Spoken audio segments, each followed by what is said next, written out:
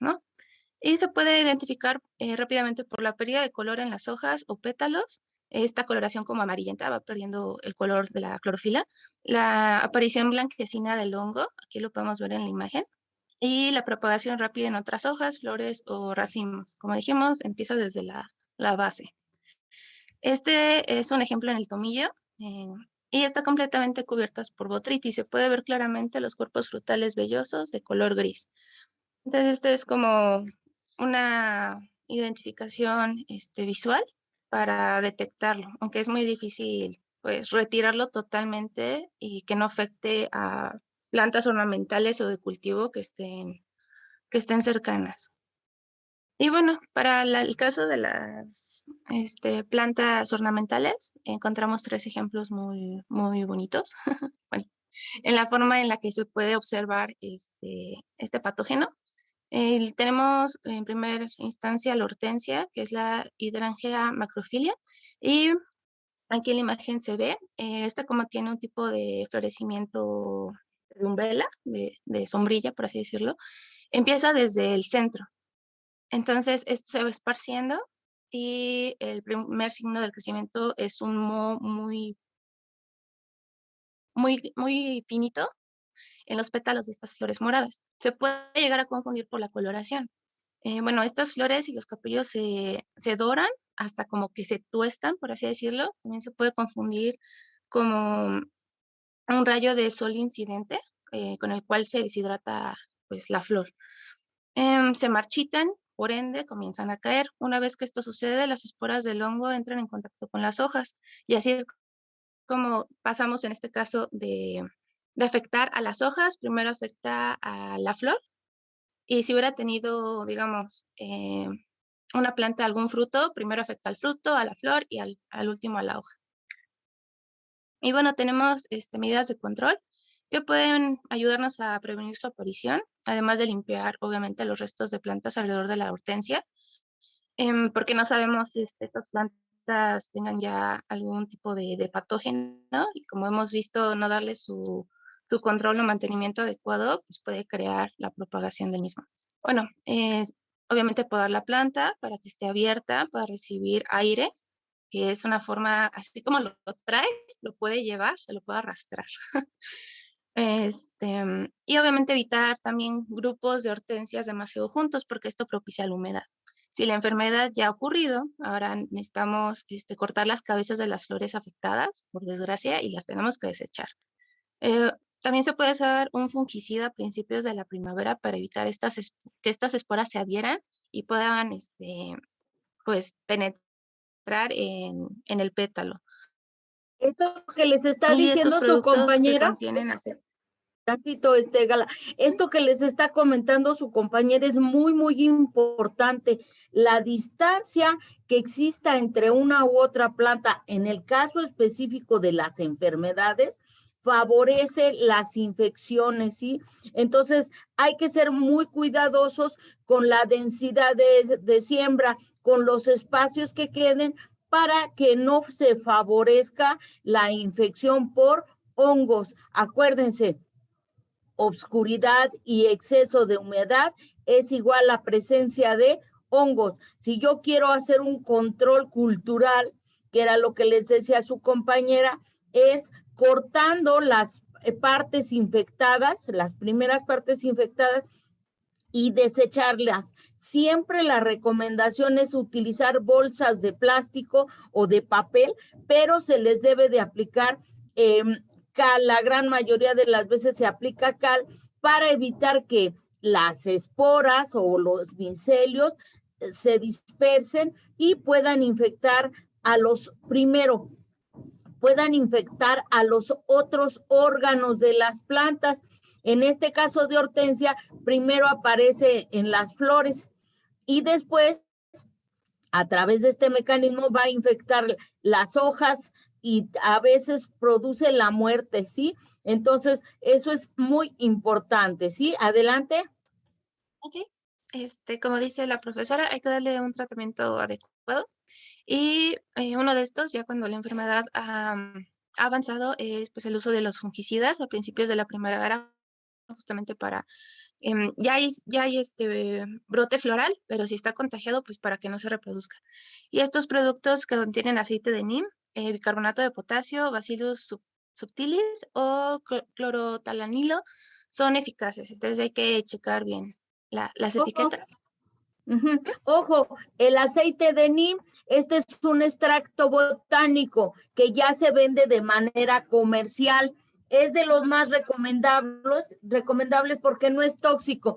El bicarbonato de potasio. Y este que tienen aquí sus compañeras y compañeros es Bacillus subtilis, es una bacteria.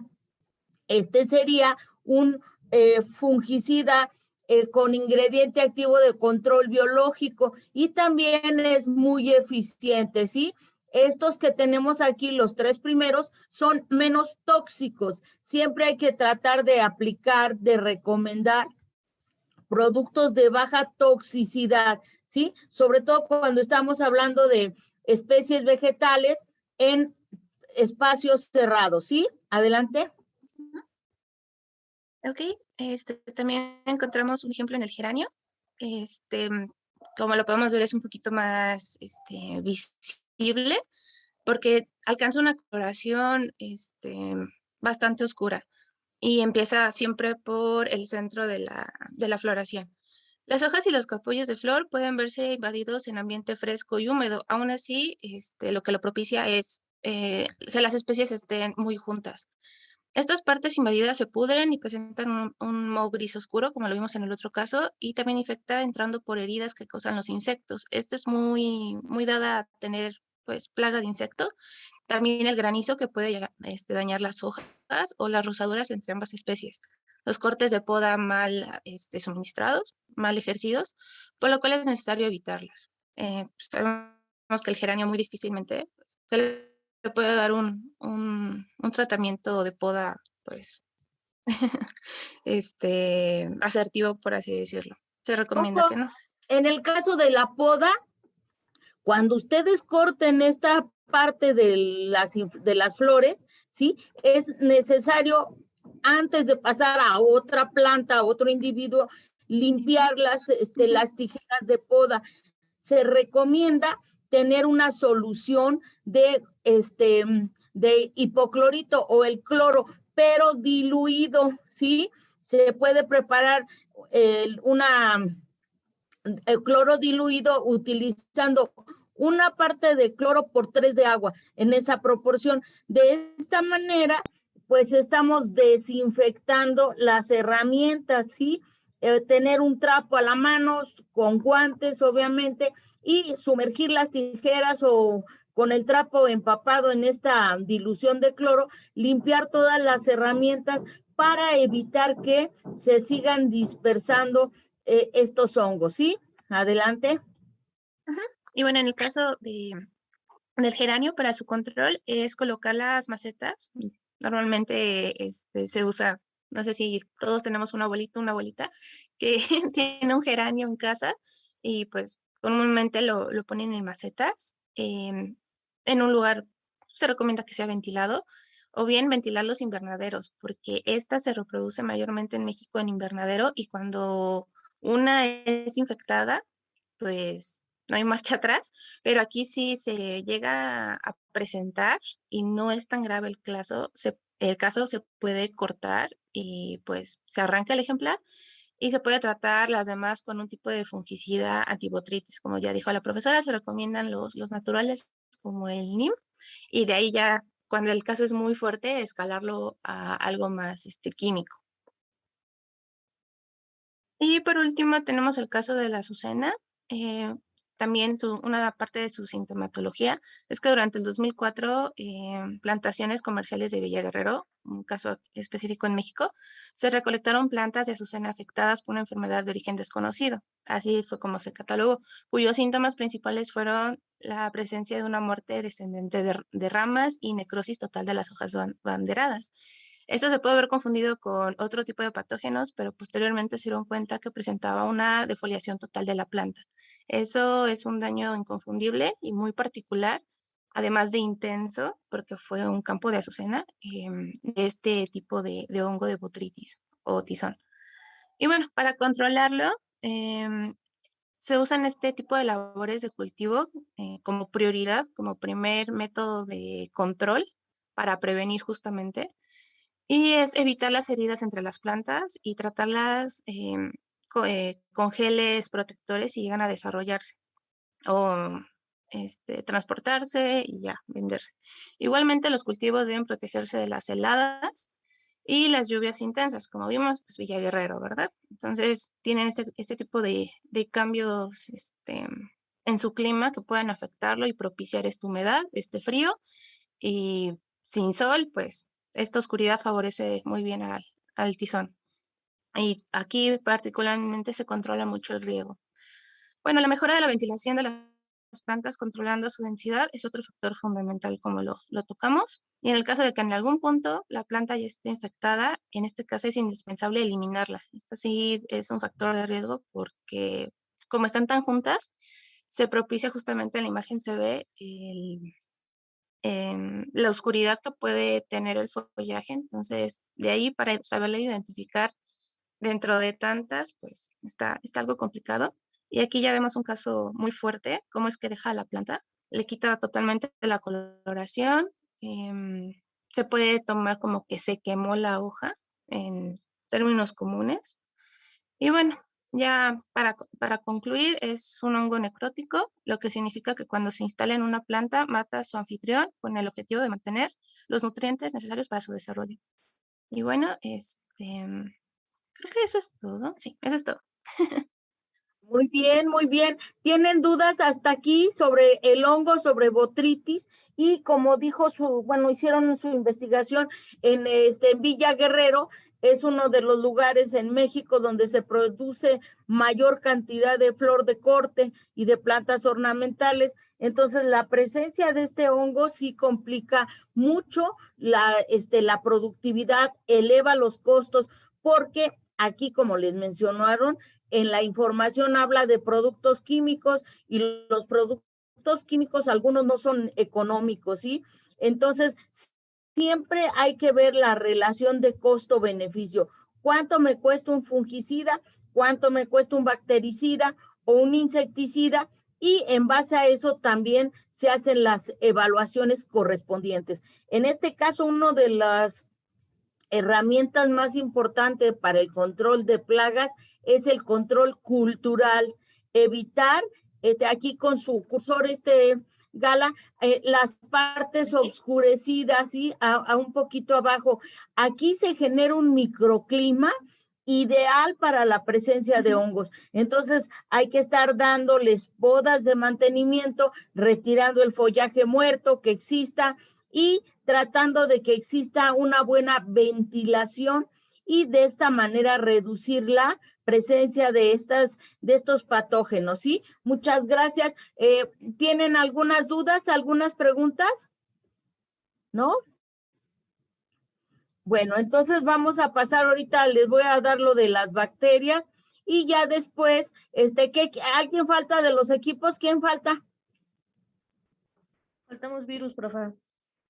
Bueno, ¿qué hacemos? ¿Vemos lo de los virus o les doy lo de bacterias? Ustedes decidan. Si quiere lo de bacterias, y ahorita ya al sea tiempo, pues lo de virus. Al final de cuentas, pues ya está la presentación en el Drive, si la quieren ver. Ok, vamos a empezar entonces lo de las bacterias, ¿sí?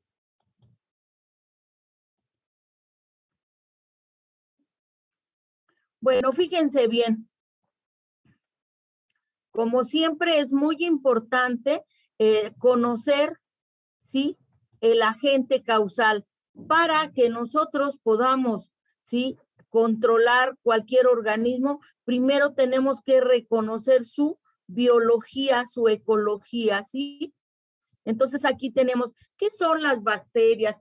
Bueno, las bacterias son microorganismos unicelulares, ¿sí? Son muy pequeños, miden de 1 a 2 micras, ¿sí?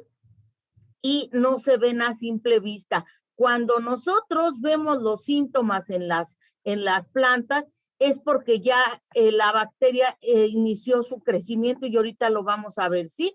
Y pues existen las bacterias benéficas que se utilizan como organismos de agente de control biológico para plagas, y las segundas, las dañinas, son las fitopatógenas, ¿sí?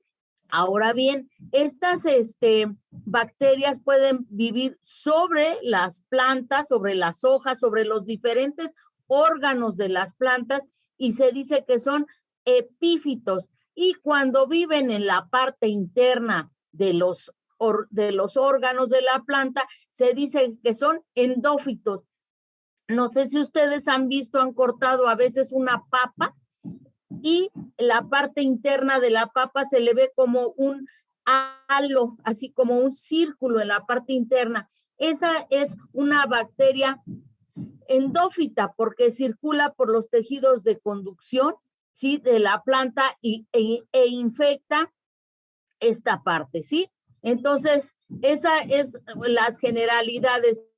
Son organismos, ahorita los vamos a ver, ¿sí?, unicelulares, procariontos. ¿Qué quiere decir procariontes? Que van a tener, no tienen un núcleo definido, ¿sí?, sino que su material genético se encuentra, no está encerrado, sino que se encuentra disperso, ¿sí? Y para que nosotros podamos identificar las bacterias, generalmente se van a utilizar las cajas de Petri, como la que vimos en esta primera diapositiva. Aquí tenemos una colonia de bacterias, ¿sí? Y esto se utiliza para poder identificarlas y poder proponer las métodos de control, ¿sí? Estos que tenemos aquí son algunos de los síntomas, ¿sí?, que ocasionan estas enfermedades, ¿sí? Acuérdense, las bacterias también son benéficas. Desde el punto de vista de la biología, las bacterias han desarrollado un papel muy importante, ¿sí? Porque pueden ser bacterias que se utilizan, ¿sí?, para la prevención de ciertas enfermedades, ¿sí? Y bueno, aquí tenemos que estas bacterias fitopatógenas pueden enfermar todos los órganos de la planta. Las podemos encontrar en las raíces, las podemos encontrar en los tallos, en las hojas, en las flores, en los frutos y en las semillas incluso, ¿sí? ¿Y cuáles son los principales síntomas que nosotros podemos observar? Bueno, pues pueden ser manchas, mosaicos, pústulas en las hojas y en los frutos, podredumbres, ¿sí? Esta característica de los malos olores es una característica de las enfermedades bacterianas, ¿sí? Y también pueden producir distorsión en el crecimiento de las plantas, pueden producir agallas, como también lo presentaron la vez pasada sus compañeras. Y bueno, aquí tenemos, ¿sí? Fíjense bien, las bacterias son procariontes, es decir, su material genético no está rodeado por una membrana nuclear, sino que se encuentra disperso dentro de esa célula, ¿sí? A diferencia, por ejemplo, de los hongos, como nos explicaron hace un momento, que son eucariontes. Eucariontes quiere decir que su material genético ya está rodeado por una membrana, ya está dentro de, ¿sí? Y bueno, otra característica de las bacterias es que presentan estas estructuras, ¿sí?, que se llaman flagelos. Y estos flagelos les van a permitir, les facilitan el desplazamiento. También hay otras bacterias que tienen estas estructuras más cortitas que se llaman cilios, ¿sí?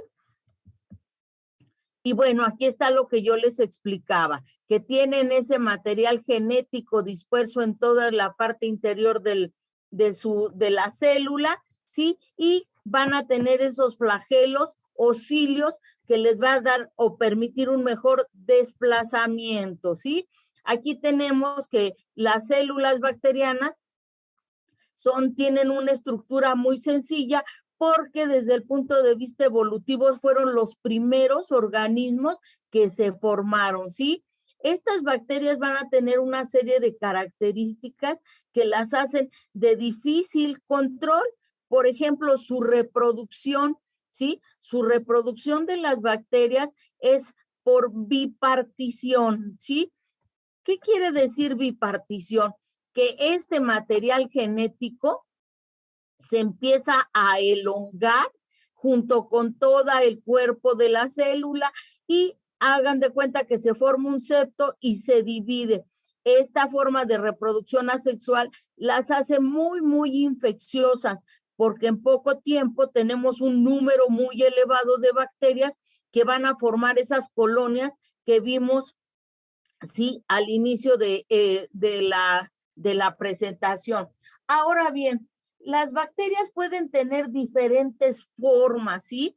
Pueden tener formas redondas y entonces se dice que son cocos. Cuando tenemos dos células redondas juntas, tenemos diplococos, ¿sí?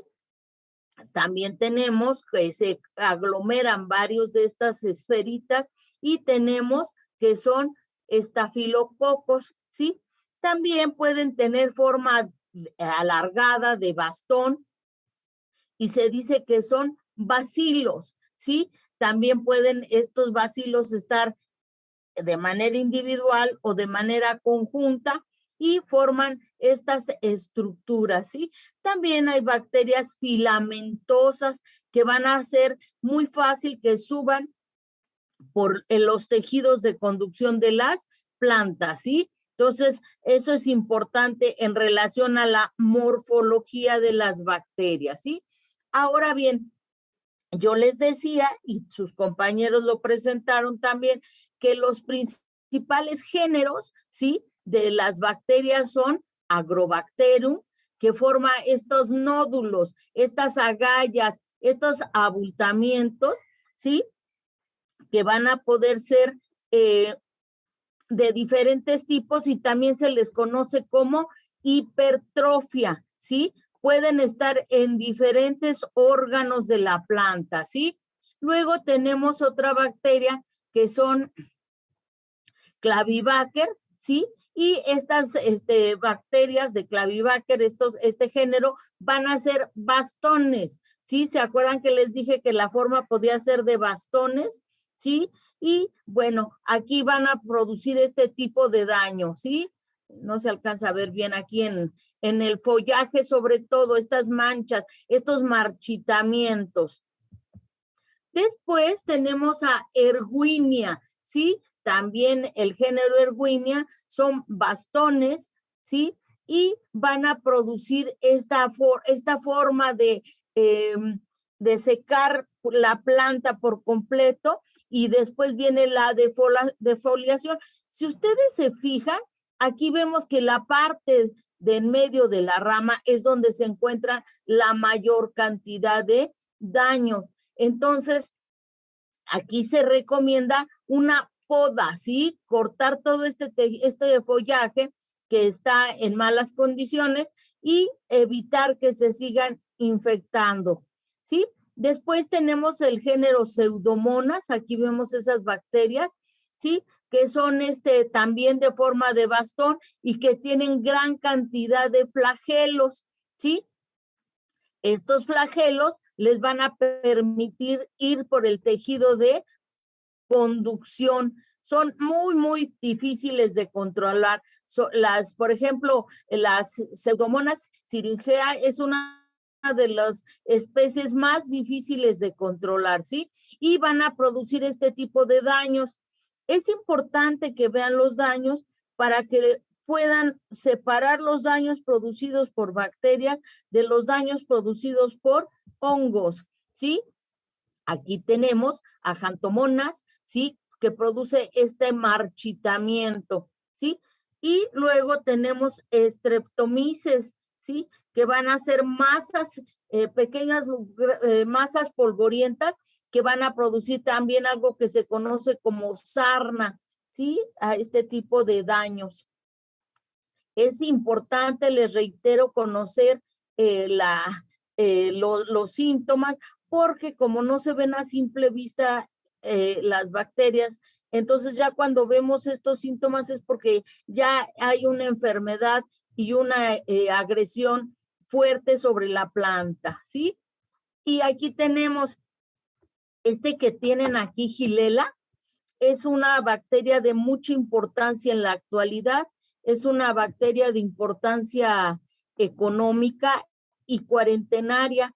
¿Por qué? Pues porque Gilela es Gilela fastidiosa, afecta a la vid, infecta a la vid.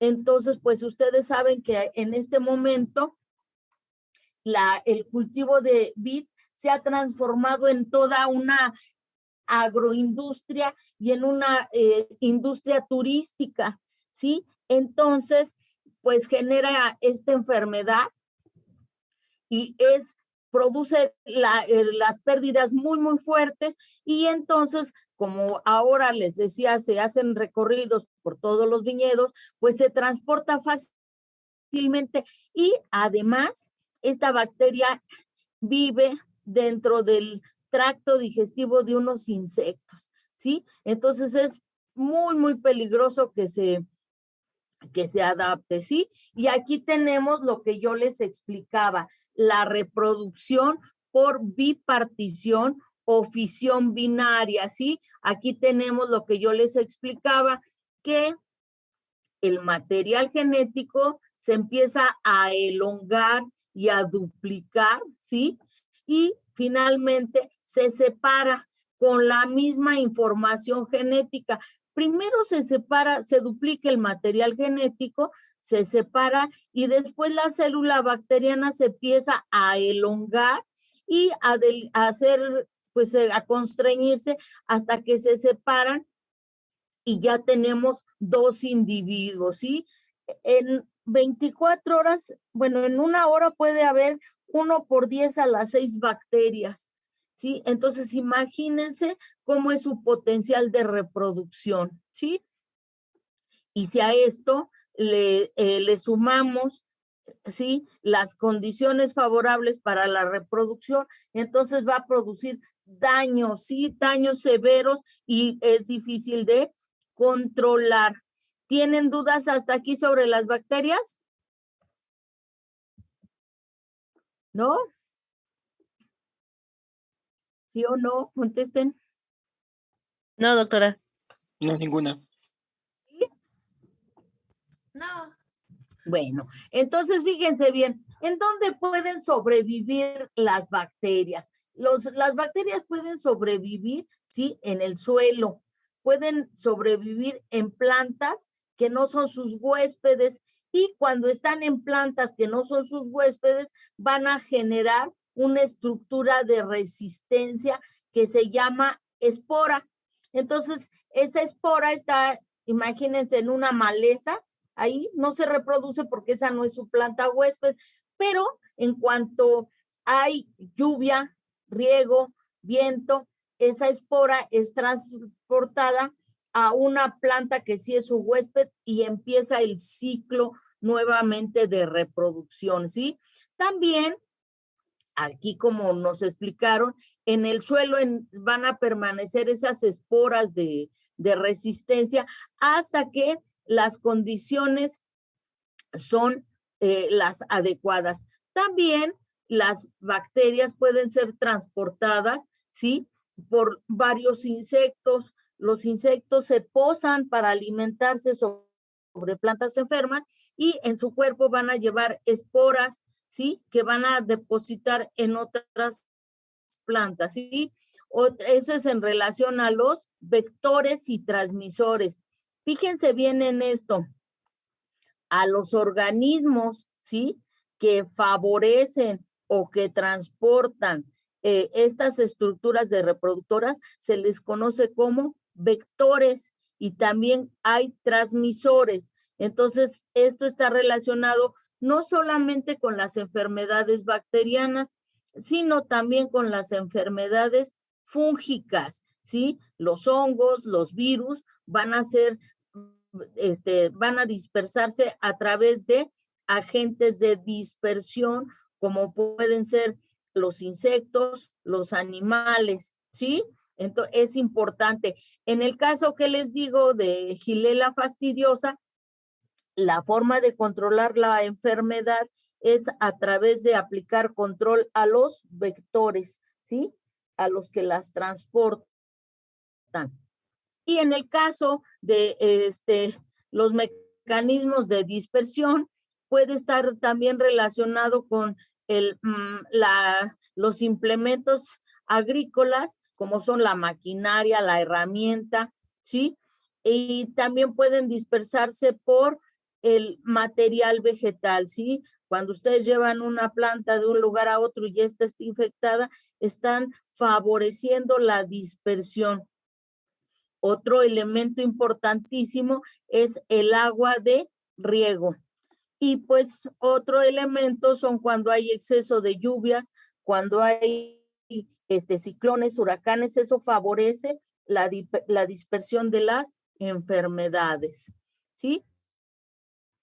Y bueno, ¿cómo penetran las bacterias al interior, ¿sí?, del tejido de las plantas? Pues la primera es a través de las aberturas naturales que tienen las plantas. Y aquí tenemos un estoma. No sé si se recuerden en dónde se localizan los estomas. ¿Quién sabe? ¿En dónde están los estomas de las plantas? En la epidermis, ¿no? De la hoja normalmente, ¿sí? Muy bien. En la epidermis, en la hoja, normalmente están en el envés. Entonces aquí tenemos estas aberturas y recuerden que las bacterias son muy pequeñas, ¿sí? Miden menos de 1 a 2 micras. Entonces tranquilamente cuando los estomas están abiertos van a penetrar por aquí. También los hongos pueden penetrar, por estas aberturas, ¿sí?, naturales. También pueden penetrar a través de la raíz cuando se está absorbiendo el agua y estas bacterias, estas esporas o los hongos, si se encuentran en el suelo, pueden ser transportados a los tejidos de conducción. En el caso de los árboles leñosos, en los tallos van a tener unas estructuras que también son aberturas, que se llaman lenticelas, y por ahí van a penetrar al tejido de conducción. Súmenle que si las plantas tienen heridas, también en estas heridas se van a poder penetrar las bacterias, ¿sí? Esto es importante para cuando ustedes vean plantas que tengan algunas lesiones, inmediatamente hay que controlar, ¿sí? Y también cuando llueve, pues salpique el agua y se pueden diseminar las bacterias. ¿Cuáles son los síntomas que producen cada uno de estos géneros? Por ejemplo, las manchas y tizones pueden ser ocasionadas por pseudomonas y xanthomonas, ¿sí? Los marchitamientos vasculares. ¿A qué me refiero con marchitamientos vasculares? Muchas bacterias van a circular por el tejido de conducción de la planta, que puede ser el xilema o el floema, y aquí pueden circular estos géneros, ¿sí? Hay muchísimas enfermedades bacterianas que van a circular a través de los tejidos de conducción. También se producen pudriciones blandas, y aquí tenemos a Erwinia y a Pseudomonas, tumores o agallas por Agrobacterium, ¿sí? Esto es muy, muy, muy frecuente.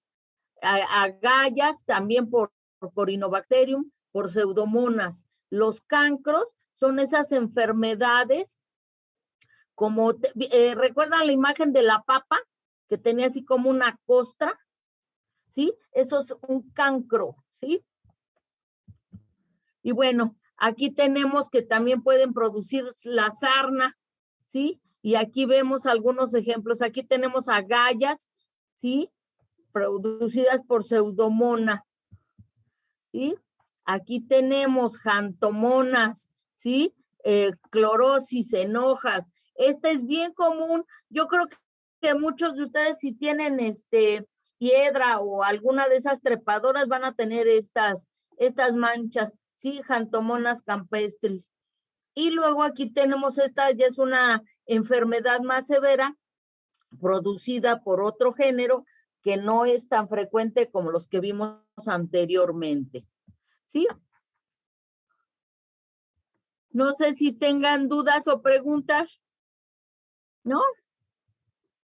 No, ninguna.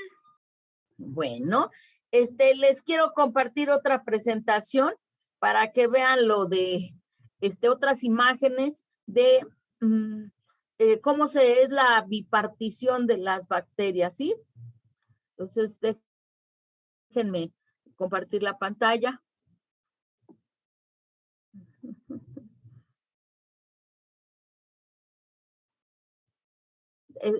Un momentito, sí, voy a dejar de compartir. Y un momentito, muchachos, tantito. Sí, porque me falta una.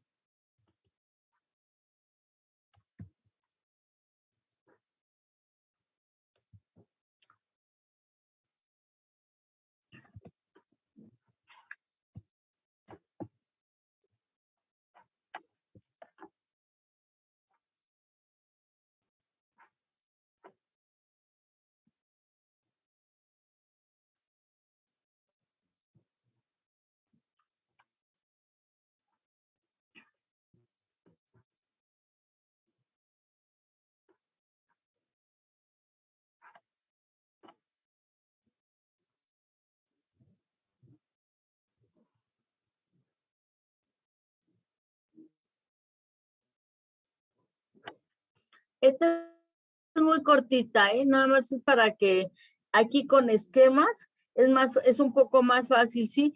Aquí tenemos la bacteria que ya la vimos en esquemas. Esta es una bacteria que es fotografiada en un microscopio electrónico, pero se llama electrónico no porque funcione con luz, sino porque funciona con un flujo de electrones, ¿sí? Y aquí está lo que yo les decía de cómo se dividen las bacterias. Aquí tenemos una célula bacteriana, después de 1 hora ya tenemos 2, y en 24 horas vamos a tener 17 por 10 a la 6, ¿sí? Células bacterianas, ¿sí? Eso es para que ustedes vean el potencial reproductivo que tienen, y adicionalmente vamos a ver que van a permanecer como unas estructuras de resistencia, ¿sí? Y ya vimos, permanecen en el suelo, en las herramientas, en plantas infectadas también, en el hombre es uno de los elementos, de los vectores más importantes, en las aves, ¿sí? La lluvia, y en plantas no hospederas, ¿sí? Y aquí también está lo que les decía, por dónde penetran las bacterias en los tejidos de conducción de las plantas, ¿sí? Aquí están los géneros y quiero que vean estas fotografías, ¿sí? Para que las conserven, ¿sí? Esta es una agalla gigante. Aquí las tenemos sobre las hojas, aquí las tenemos en los tallos, en la base de las raíces. En el caso de los árboles de pirul, son bien frecuentes, son muy susceptibles a la presencia de estas bacterias, ¿sí? Aquí tenemos las manchas foliares, que también ya vimos algunos ejemplos, ¿sí? Vean cómo se presentan en medio de las nervaduras, ¿sí? De las plantas. Aquí tenemos, ¿sí? Este es cuando van por los tejidos de conducción, ¿sí? Aquí vemos las nervaduras y por la parte interna, por ahí circulan las bacterias. Esas serían bacterias endofíticas, ¿sí? Dentro de, y las que vemos afuera, pues son ¿sí? Lo que les expliqué al principio. También producen reblandecimientos, ¿sí? Reblandecimientos, sobre todo en frutos y en raíz, ¿sí? ¿Dudas no tienen? ¿No? Bueno, entonces vamos a ver la presentación de los virus y después control, ¿sí? Control, métodos de control. Adelante, ¿quién Sí, va a presentar? voy. Yo comparto. Gracias, Leslie.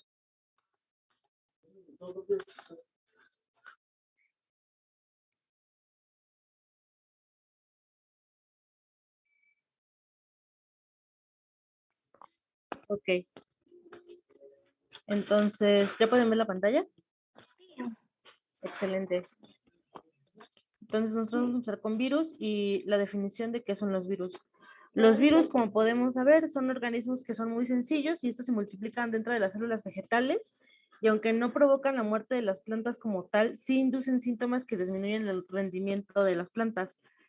Y algunos síntomas característicos son enanismo, clorosis, necrosis, deformación foliar, variación de color de la hoja y en la flor y forma de mosaico, moteadas, rayas o manchas anulares. Después de esto nosotros elegimos un virus por estrato vegetal. Tenemos el herbáceo, el arbustivo y el arbóreo. En el primero, que es el herbáceo, tenemos el virus del mosaico del abutilón y los síntomas son que se manifiestan en el follaje, son estas manchas de color verde claro o que son amarillas.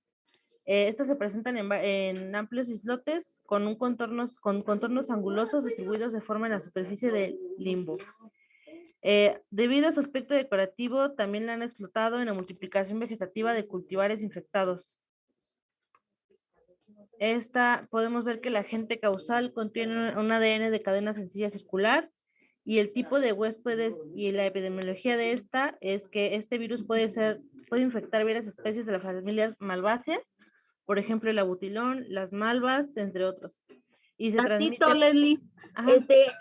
Acuérdense, ahorita, bueno, no, yo creo que no, pero ¿qué es el ADN? Los virus, regrésese a la primera, por favor. Los virus se consideran como macromoléculas, ¿sí? No son organismos, aquí le vamos a modificar, pero los virus son macromoléculas compuestas por puro ADN, ¿sí?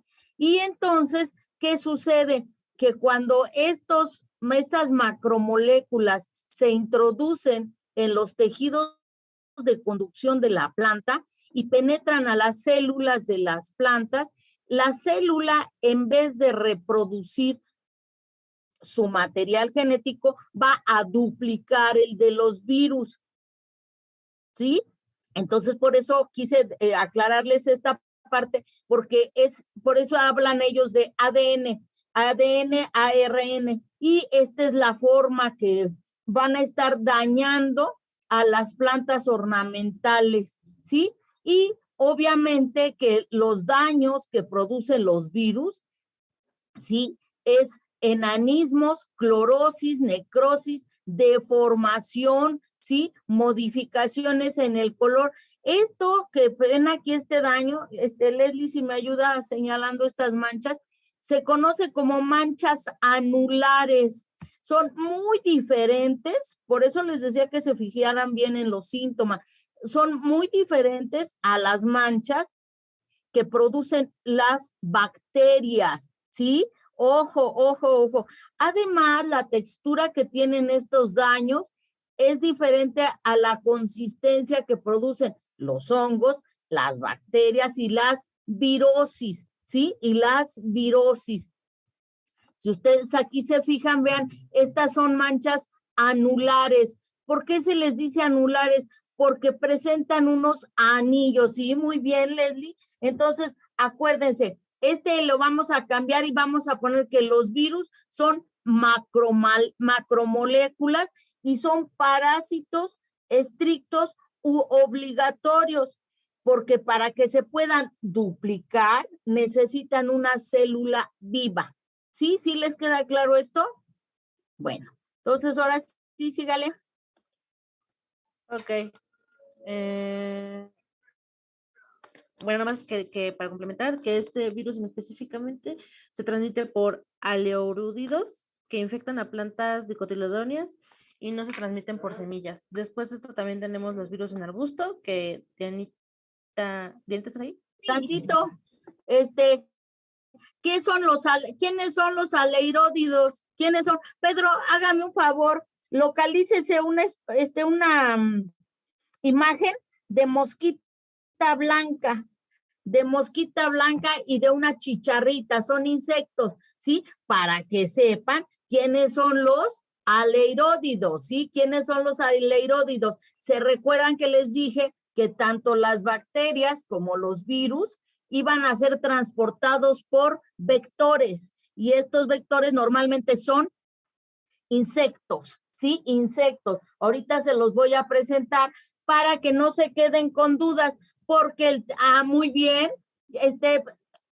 Leli, deje de compartir para que Pedro nos enseñe las mosquitas blancas. Gracias, Leli. Tienen que aprender todo integrado. Miren, aquí están las mosquitas blancas. Estos, sí, son terribles porque cuando se están alimentando, tienen un pico, ¿sí? Entonces, con el pico perforan. Gracias, Pedro, qué amables conmigo. Perforan la epidermis de la hoja, ¿sí? Y van a estar introduciendo virus, ¿sí? Hagan de cuenta que inyectan virus, ¿sí? Macromoléculas. Una vez que estas macromoléculas están dentro de la célula, pues ya van a infectar a la planta. Este es un vector. ¿A quién controlan? A los vectores, ¿sí? Vean, aquí tiene su pico. También saben quién tiene pico fuerte, los pulgones, ¿sí? Los pulgones, pero vean cómo perfora, ¿sí? Adelante, Leli. Entonces no tienen que tener dudas, conforme vamos avanzando. Gracias, Pedro.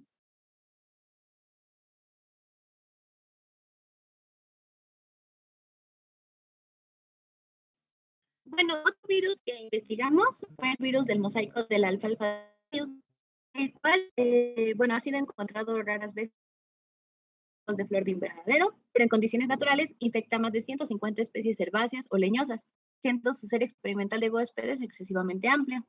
Un ejemplo de un arbusto del cual ataca este virus es el durillo, que es Viburnum tinus, y la forma de síntoma que aparece es, aparece un mosaico foliar amarillo brillante. La siguiente, por favor. Bueno, y aquí están imágenes de cómo afecta a la hoja con el mosaico.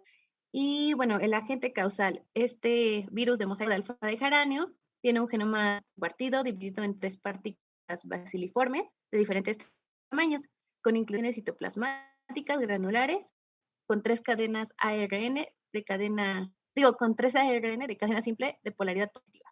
El tipo de huéspedes, además de la mencionada. Ojo, sí, Pedro, está bien. Ojo, aquí vemos, sí, recuerden lo que les dije que les tenía que dar claro. Están hablando de ARN, ¿sí? Otra cosa importante que les quiero señalar aquí, ¿sí? Es esto. Aquí ayúdenme con su curso, Leslie. Vean, los daños que ocasionan los virus, fíjense bien, muchachos, no se vayan a equivocar en los diagnósticos porque yo les trato de explicar lo mejor que puedo. Aquí vemos, son asimétricos. Solo una parte de la planta presenta el daño. ¿Por qué creen que suceda esto? Y no como en el caso de las bacterias que se marchitamiento total, o de los hongos. ¿Por qué creen que suceda esto? A ver, ¿se reciben propuestas, Diana? No sabría. A ver, Pedro. Podría ser porque, por ejemplo, si el insecto nada más picó en una parte de la hoja, solamente allí está la infección por virus, y no como en caso de las bacterias que caminan. No, las bacterias no caminan, se desplazan con los flagelos. Ojo, bueno. Lo que sucede es de que cuando un virus, para que pueda duplicarse, ¿qué necesita? Una célula viva. Si se muere por completo toda la planta, ya no va a tener ese huésped, ¿sí? Entonces, por eso es que son asimétricos, y el pulgón perfora por completo la hoja y inyecta las toxinas. Miguel Guerrero o Miguel Ortega, ¿cuál de los dos me apoya? Búsquense a mí superficie, el pulgón aquí está.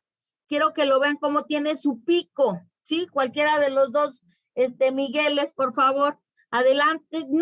¿Sí les quedó claro esto? Sí. Bueno, adelante. Bueno, en cuanto a tipo de huéspedes, además de lo mencionado, destacan otras plantas ornamentales que actúan como huéspedes de este virus. Entre ellos está el calanchoe, la malva y el altramuz. Bueno, la transmisión de este virus es normalmente, es realizada por pulgones, la modalidad de no persistente.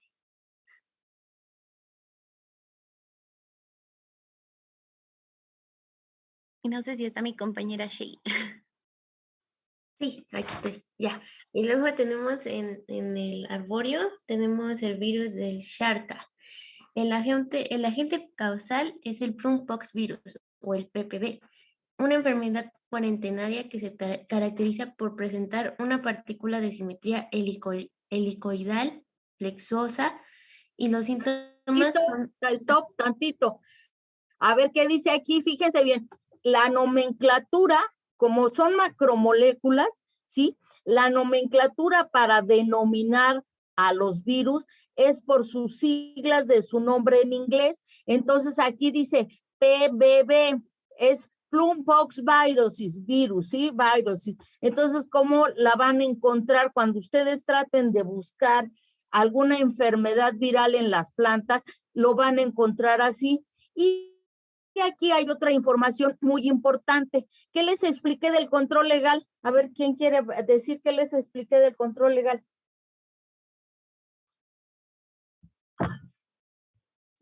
¿Quién quiere explicar o yo empiezo a preguntar? A ver, Constanza, ¿qué les expliqué del control legal?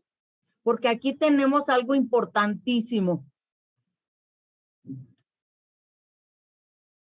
Laura. A ver, Pedro. Todos participen, les voy a tener que hacer un examen la próxima semana. A ver, Pedro.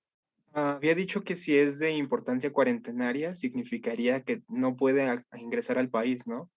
Que se Que tiene no que hacer está un en control. nuestro país y que existen los documentos fitosanitarios, ¿verdad?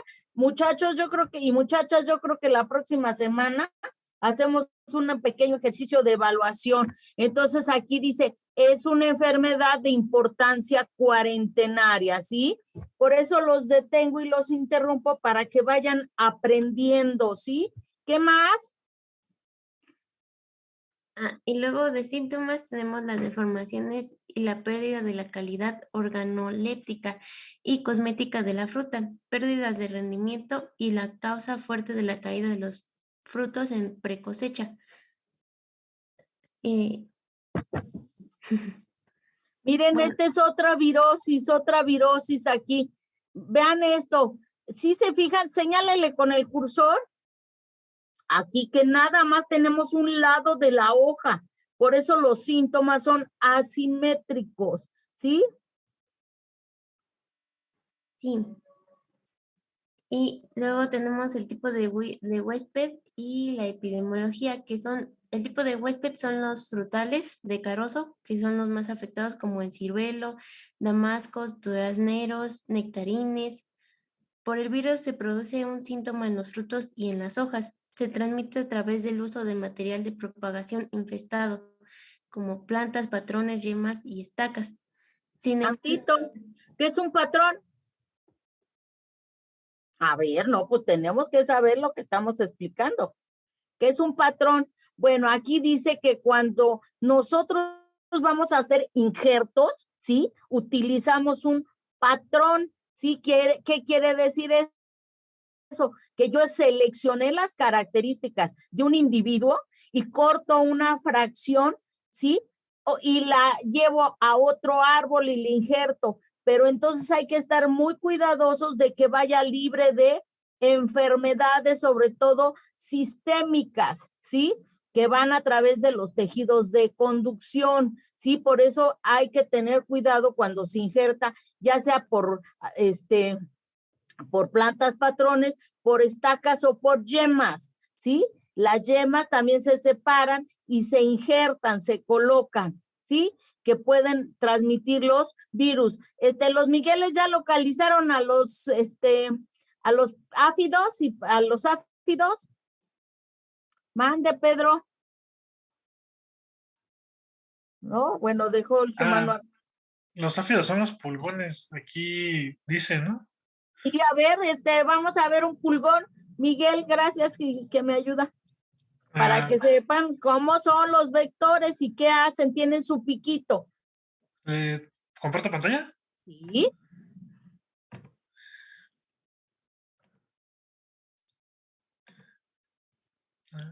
¿Ya se ve? Y mírenlo, aquí está muy bien. Ayúdenme, que está aquí, y véanlo con su pico. Tiene completamente un aparato bucal picador que introduce dentro de las hojas y entonces va a estar inyectando virus, va a estar inyectando virosis. ¿Sí? Véanlo, ahí está con su pico. Y los pulgones son de diferentes tipos. Y por ejemplo, el caso de Mysus persicens transmite hasta 120 virus diferentes, ¿sí? Y luego tiene, ¿sí? Vean estas estructuras que vamos a ver cuando veamos insectos, que son como unos cornículos, ¿sí? Aquí en la parte posterior de su cuerpecito. Véanlo, ¿sí? Esos, sí, por ahí van a expulsar unas gotitas de secreción azucarada donde crecen los hongos. Por eso, donde hay pulgones, hay secreciones de color negro pegajosa. ¿Sí han visto ese síntoma? Lo van a buscar en durazno, en otra planta. Ay, ¿cómo se llama? Se me fue el nombre de la planta que pusieron, rosa laurel. Sí, sí las van a poner, Diana.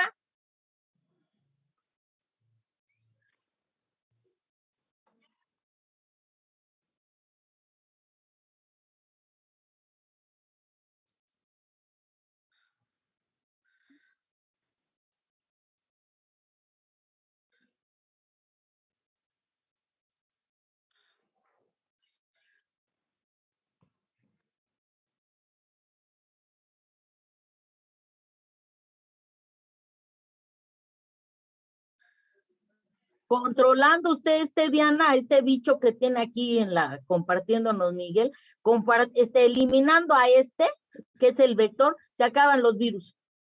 ¿Sí? Por ejemplo, lo que les decía de la gilela fastidiosa, ¿en qué cultivo les dije que estaba gilela fastidiosa? ¿Quién quiere contestar? Con un punto más. Quitan luego su manita, ¿verdad? En los cultivos de vid, dijo, ¿no? En vid, sí, y ese es transmitido. Miguel, écheme otra vez la mano y búsquese una chicharrita. Una chicharrita, sí, por favor. Síganle, vean cómo estamos aprendiendo, ¿eh? Y es una presentación que ustedes hicieron la clase pasada. ¿Esas? Estas son las chicharritas. Estas chicharritas son terribles porque tienen como los pulgones pico y van a transmitir las enfermedades bacterianas, ¿sí? Como la gilela fastidiosa, ¿sí? Que daña, se conoce como la enfermedad de Pierce, ¿sí? Porque fue Pierce, un investigador, un bacteriólogo de allá de California, muy importante, que la describió, sí, esa enfermedad agresiva. Yo tengo una investigación que hicimos en la UAM de gilela fastidiosa, se las voy a presentar la próxima clase. ¿Sí? ¿Dudas? Les voy a hacer examen, ¿eh? Bueno, gracias, Miguel. Sí, de nada. Leslie, ¿cuánto les falta para que aprovechemos su presentación? Ya solo era eso, doctora, y la bibliografía. Bueno, ya no me falta ningún equipo, yo creo que sí. Los nemátodos los vimos muy rápido. Sí, sí, no los terminamos de ver. A ver, Pedro, ustedes tienen, ¿verdad? Los nemátodos. Sí, pero déjeme encontrar la presentación. Ok. ¿No la han subido al Drive? Sí, ya la subió mi compañero Miguel. Ah, bueno. ¿Más dudas en mientras nadie tiene ejemplos? ¿Ahora? Entonces ya vamos a terminar la clase porque no están participando. No, yo sí tengo un ejemplo. Pero espéreme, déjenlo pasar a la computadora. Ok, Pedro, lo espero. No me voy, aquí estoy quieta.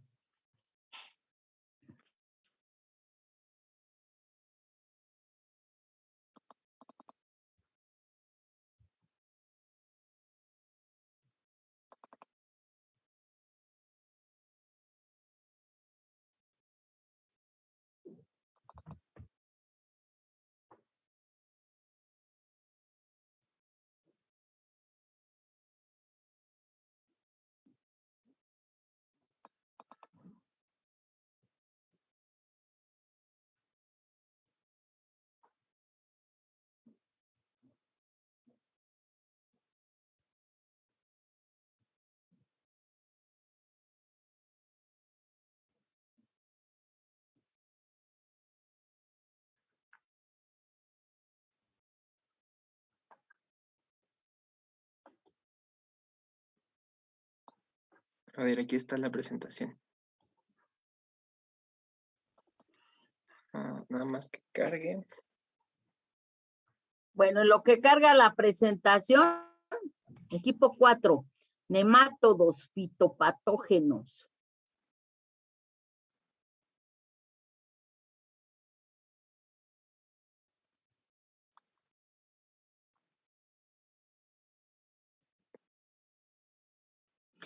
¿Qué sería por donde está entrando el estoma? Digo, pues ya les dije. Es el estoma por donde penetran los nemátodos. Ok, entonces esa vez estábamos hablando de los síntomas en tulipanes. Me parece que nos quedamos ahí o un poquito después. Sí, era Pero, por ahí. ¿sí? Bueno, pues si no, empezamos desde aquí otra vez. O volvemos a explicar qué son los nematodos. No, ya déjeme ayudarme con sus compañeros y compañeras. Veré que es un nemátodo. Si no si no sirve su micrófono, escríbalo en el chat. ¿Qué es un nemátodo? A ver que le ayude Leti. Son organismos que pertenecen al reino animal y no son como, o sea, parecen gusanos, pero no son gusanos. Eso, Leslie, sí, tienen forma vermiforme, pero no son gusanos, ¿sí? Diana, ¿cómo producen los nemátodos daños en las plantas?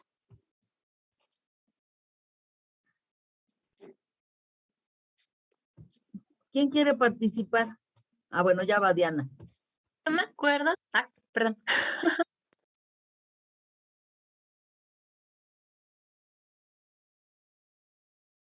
Bien, muy bien, Diana.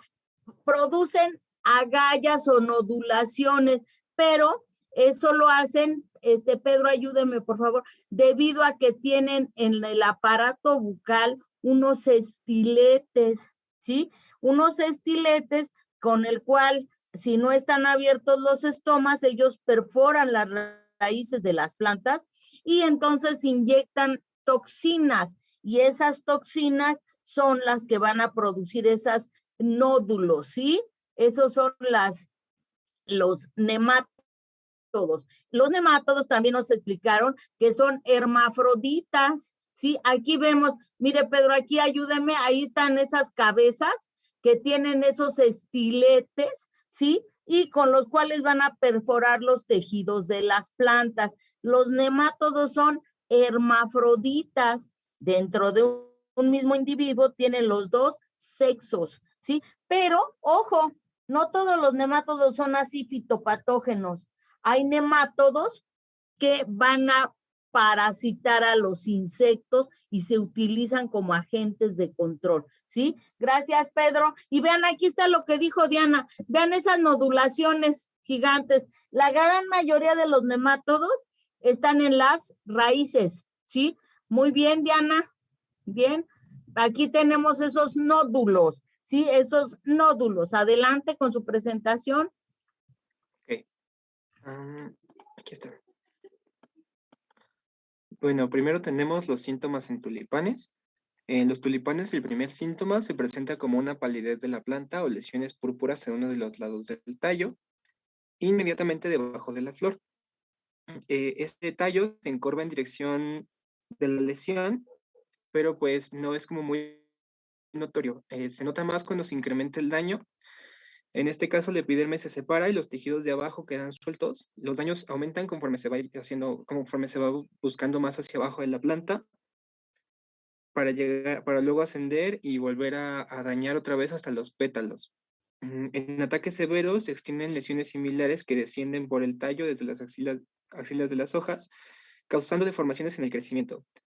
En este caso, como ya nos había explicado la profesora, la doctora, los síntomas principales se encuentran en el sistema radical. Entonces, aquí afecta principalmente a los bulbos, causando deformaciones, pérdida de color y necrosis esparcida en toda la base del bulbo. Aquí se ve en esta imagen aquí, la que es azulita, cómo están los bulbos deshechos por nematodos.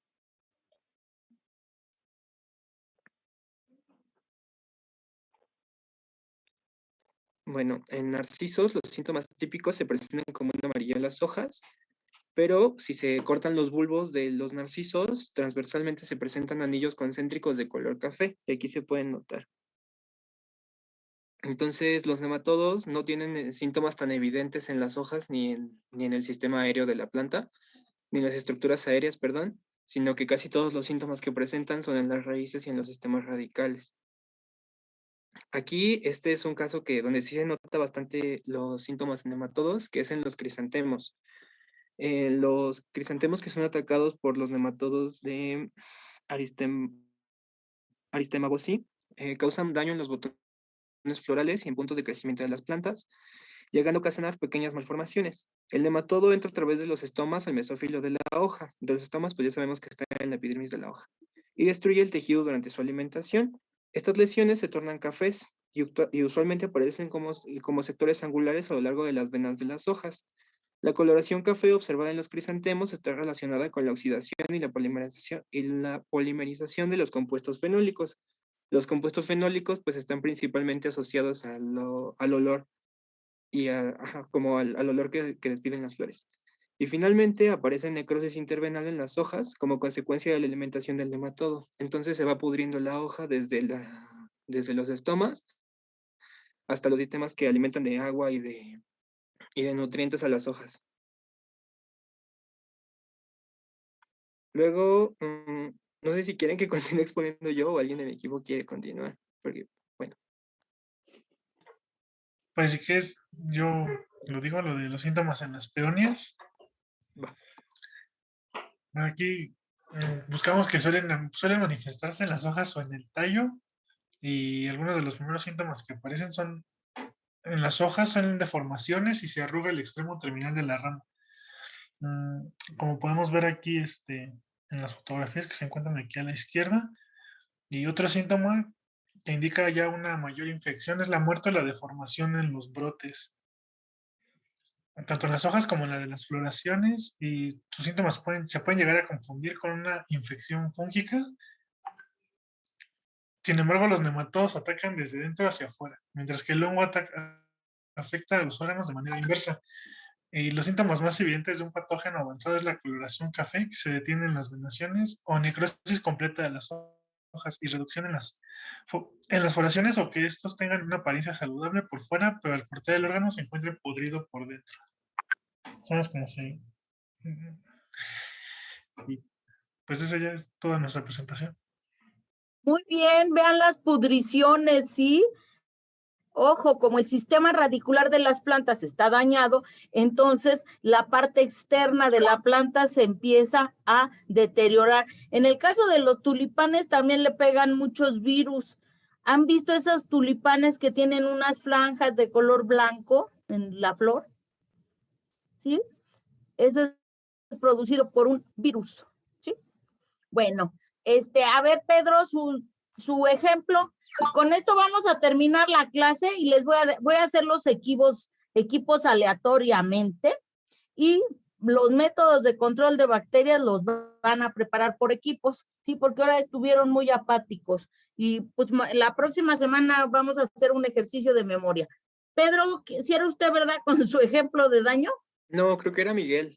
Sí, ¿A Miguel? ¿Miguel? Era Miguel Ortega. ¿Cómo regañé a Pedro la vez pasada?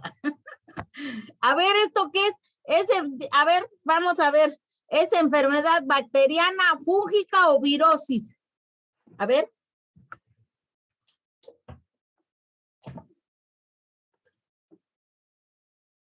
A ver, Gala, ¿usted ve las masas polvorientas?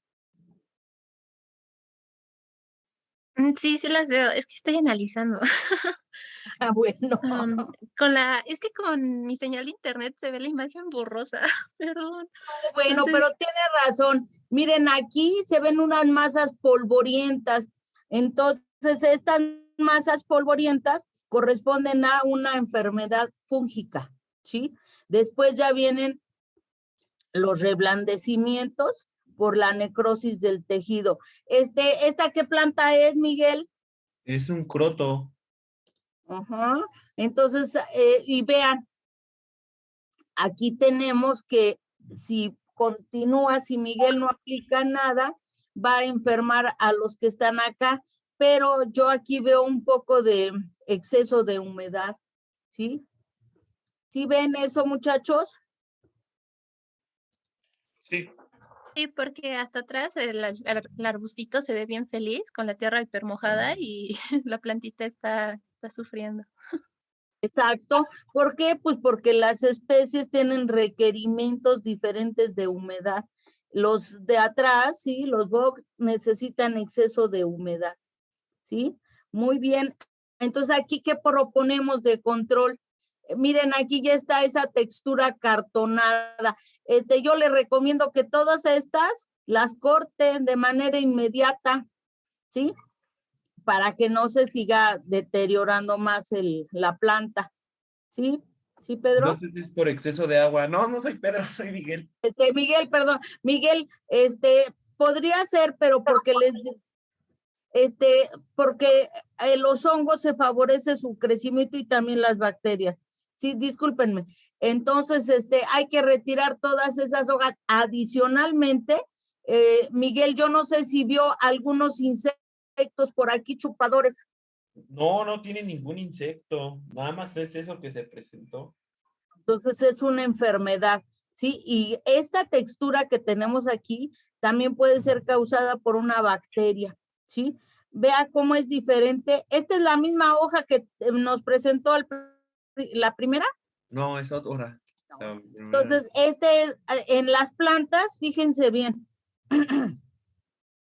en las plantas podemos tener la incidencia de diferentes agentes que están produciendo un daño. Aquí, por ejemplo, definitivamente no hay insectos, como lo veíamos en los periquitos, pero ¿qué va a pasar? Que tenemos enfermedades producidas por hongos y por bacterias, ¿sí? Entonces hay que aplicar eso. Quizás esta enfermedad no solamente sea para este huésped, ¿sí? Porque como dijo Gala, muy bien Gala, en la parte de atrás son bojo esa, ¿qué es Pedro, Miguel? Sí, son box arrayanes. Bojo, arrayan, porque el de atrás no tiene absolutamente nada, ¿sí? Afortunadamente. Entonces eso quiere decir que es una enfermedad asociada muy directamente o su huésped principal o primario es esta especie, ¿sí? Bueno, entonces ya sabe ahí lo que vamos a recomendar. Bueno, vamos a terminar la clase el día de hoy. Los voy a dividir en equipos. Van a trabajar métodos de control de bacterias, ¿sí? Completamente al azar. Sí, ustedes dijeron que no había problema, ¿sale? Maestra, antes de que haga los equipos, ¿puedo compartir una foto de algo que encontré? Claro. Sí, cómo no. Todas las van a subir al Drive. ¿Vieron la bibliografía que le subí? Mire, maestra, es esta. Ah, miren, aquí tenemos, ¿sí? Gallina ciega. Sí, estas son larvas de gallina ciega que son plagas rizófagas. ¿Qué quiere decir esto de rizófagas? Que se alimentan de las raíces. Por eso se les llama gallinas ciegas, porque viven en la oscuridad y tienen atrofiados los ojos, pero son bien voraces, ¿sí? Y Leti, si no pone atención, no sé si esté en césped. No, bueno, estaba en una maceta. Pues saque la maceta y quítela, y ahorita ya la destruye, porque si no en junio va a tener los mayates volando por ahí. Sí, esta es una larva de un coleóptero, ¿sí? Y entonces está en estado inmaduro, va a fabricar algo que se llama cámara pupal, y ahí va a estar transformándose para después salgan los adultos. Pero esta le va a tumbar todas las raíces a su planta. Entonces, de inmediato, alcohol al 70. ¿Sí? Alcohol al 70. Sí, como ahora ya los frasquitos, esos que venden en las farmacias o en el súper, son al 70. Antes había que diluirse el alcohol, ponerle 3 30% de alcohol y 70% de agua, por eso se decía alcohol al 70%. Pero ahora ya todo casi viene al 70%. Muy poco frecuentes son los del 96%. ¿Sí? Ah, ok. Una pregunta. Entonces, pongo alcohol con agua y lo sumerge y adiós. ok. Está bien. Y, maestra, la otra vez hice lo de el té de pasote para unos pulgones. ¿Cómo le fue? Sí se cayeron, pero no se murieron. No, pero es que ahí viene el segundo contraataque. Se caen sobre la planta. Haga de cuenta que cayeron aquí sobre esta tierrecita con una palita. Los recojo y los sumerjo en más té. O también lo que puede dejar, nada más que eso es un poco desagradable para el aspecto de las plantas, no sé si estén adentro o afuera, se deja un ramito de pasote en donde caen, ¿sí? Eso es la ventaja. Los extractos botánicos, bueno, escuchen esto, los extractos botánicos no tienen una capacidad insecticida que los mate, pero forman barreras, son repelentes. ¿Sí, Leti? Hay que ayudarle a la naturaleza. ¿Sí? Okay. Gracias. Hago los equipos y los dejo, chicos, si ya no tienen ejemplos, porque van a hacer una... Perdón. Yo tengo uno, doctora, pero es uno muy común, ¿no importa? ¿Cuál es? Póngalo para que haga examen. Si oyen ahorita mucho ruido es por la construcción que van a empezar. ¿Ya lo está viendo? Ah, ya. A ver, ¿eso qué tiene? Tiene un muérdago encima, es un trueno. Tiene muérdago, no creo que sea muérdago, se llama, ¿No? el nombre común es ahogapalos. Ahorita le digo bien el nombre, ¿sí? Pero lo va a matar por completo, lo tiene que quitar. Pues de hecho tomaron esta solución, mire. Esto No, fue pues lo que sí, pasó. claro que sí. Esa es poda dramática, pero no hay de otra, ¿eh? Para las plantas parásitas no hay de otra. El muérdago, sí, no, son agresivas. Es que aquí hay un camellón cerca de donde vivo y muchas tienen ese tipo de planta encima, entonces se tendría que igual podar así intensamente. Lo que sucede es de que el gobierno de la Ciudad de México, del área de jardinerías, sí, de áreas verdes y arbolado, aplica esa técnica porque es mucho más barata, sí, porque la otra nada más es a través de herbicidas selectivos. Acuérdense que vimos algo de eso en la presentación. Entonces son herbicidas selectivos, pero son más caros, y los herbicidas, acuérdense que les expliqué que son los más tóxicos de todos los plaguicidas. ¿Sí? Sí. No. No, estuvo bien hecho. Bueno. Apoyo esa decisión. Bueno, con esta vamos a terminar, porque van a empezar a construir aquí, sí, arriba, no sé en dónde. Entonces, déjenme hacer los grupos. Ustedes escogen los, ¿cómo se llama? El método de control, o yo se los asigno. Ahora somos 13. ¿Cuántos equipos hacemos de 3? A ver si nos puede ayudar en la selección de temas, porque pues para que no se repitan, sí. Por favor. Okay. Sí, claro que sí, cómo no. ¿Cuántos hacemos? ¿4? Sí, 4, ¿verdad? Creo que sí. Sí, serían 4 de 3 y uno quedaría de 4, ¿no? Bueno, a ver, entonces ahí, equipo 1, ¿sí? Hago los equipos y ya les pongo en cada uno el tema. Equipo 1, ¿sí? Vamos a ver, el equipo 1, control mecánico de enfermedades bacterianas, ¿sí? Equipo 2, ¿sí? Vamos a ver control biológico de bacterias, de enfermedades bacterianas. Equipo 3, ¿sí?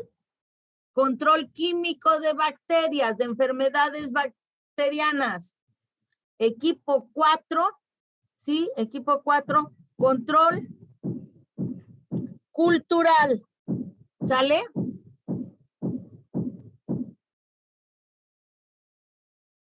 De acuerdo, gracias. Ándele, pues, ¿quiere que se los escriba ahí donde mando mensajes o ya no? Si puede, por WhatsApp, estaría bien. Ok, mejor por WhatsApp. Bueno. ¿Cultural a qué se refiere? ¿Cómo? ¿Control cultural a qué se refiere específicamente? El control cultural se basa, Laura, en todas aquellas recomendaciones que damos, ¿sí?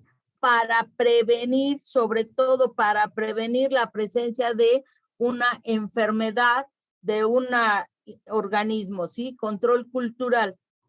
Ok, perfecto. Gracias. De nada.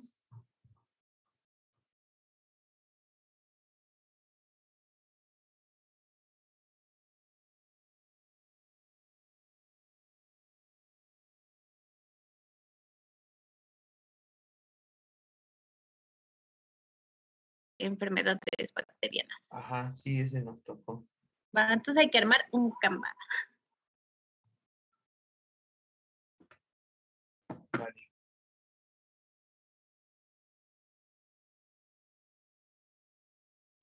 Olu.